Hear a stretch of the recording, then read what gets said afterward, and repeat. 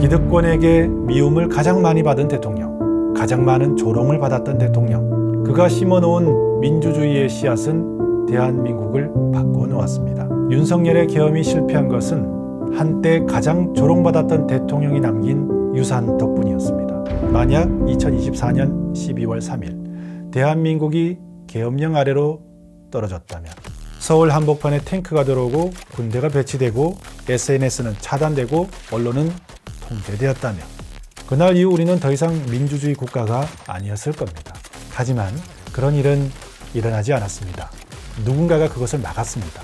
아니, 어떤 힘이 그것을 불가능하게 만들었습니다. 그 힘은 도대체 무엇이었을까요? 역사는 반복됩니다.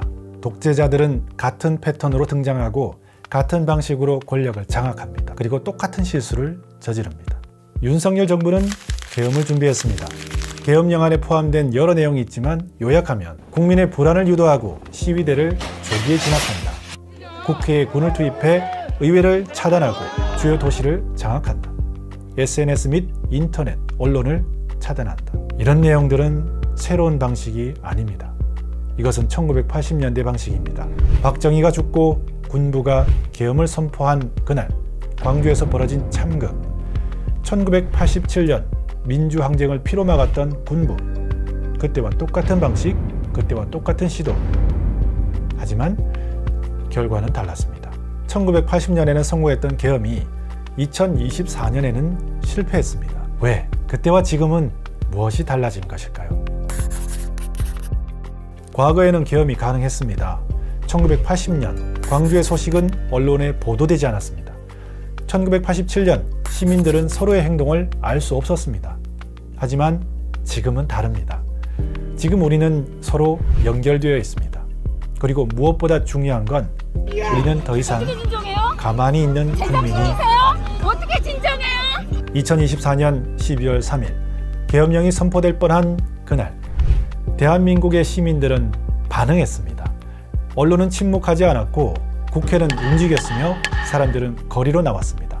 모든 게 순식간이었습니다. 도대체 왜, 어떻게, 누가 대한민국을 바꿔놓았을까요? 그를 기억하시나요? 한때 가장 조롱받았던 대통령, 한때 가장 많은 공격을 받았던 정치인. 그는 떠났지만 그가 남긴 어떤 것은 여전히 대한민국을 지키고 있습니다.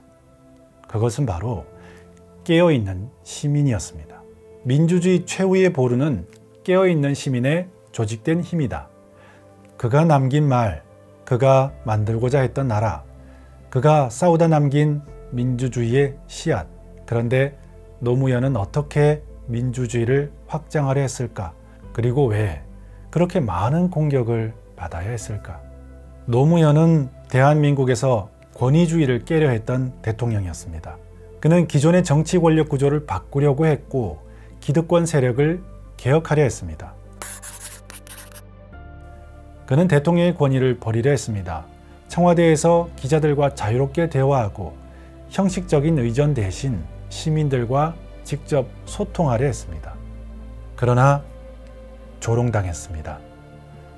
품격 없는 대통령, 막말하는 대통령, 천박한 대통령. 그는 언론이 기득권의 도구가 되는 것을 막으려 했습니다. 조중동 등 보수 언론의 특권을 축소하려 했습니다. 정부 광고를 특정 언론사에 몰아주던 관행을 폐지했습니다. 인터넷 시대를 활용해 직접 국민과 소통했습니다. 그러나 공격당했습니다. 언론 탄압하는 대통령, 기자들과 싸우는 대통령, 국민 선동하는 포퓰리즘. 그는 검찰을 정치 권력으로부터 독립시키려고 했습니다. 검찰의 기소 독점권을 견제하려고 했습니다. 권력형 비리 수사를 공정하게 하려 했습니다. 그러다 탄핵을 당했습니다. 2004년 국회는 대통령이 선거 중립을 어겼다며 탄핵을 시도했습니다. 보수 언론은 국민이 뽑은 대통령을 몰아내야 한다고 주장했습니다. 그러나 시민들은 거리로 나왔습니다.